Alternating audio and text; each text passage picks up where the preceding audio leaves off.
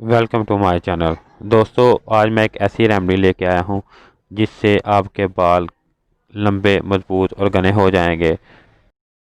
دوستو، اس ریمیڈی کے استعمال سے آپ کے بال مضبوط، گھنے اور لمبے ہو جائیں گے کہ آپ خود یقین نہیں کر پائیں گے۔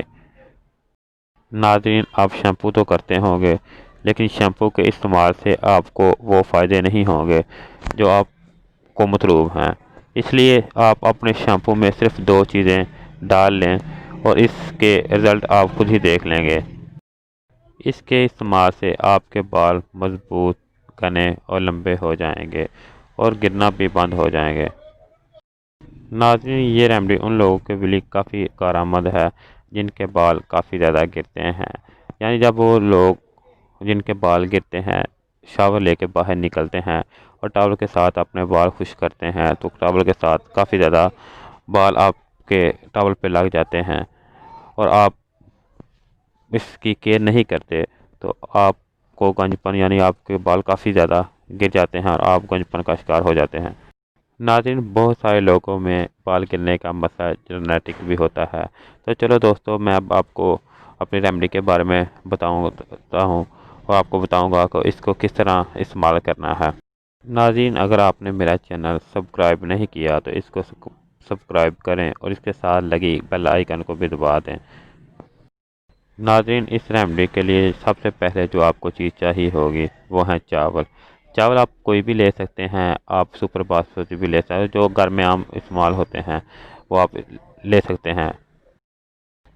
چاول آپ نے تقریباً 3 چمچ لے لینے ہیں اور اسے کسی بول میں ڈال کے اچھی طرح دھو لیں تاکہ اس کے اوپر جو گندگی وغیرہ لگی ہے وہ صاف ہو جائے۔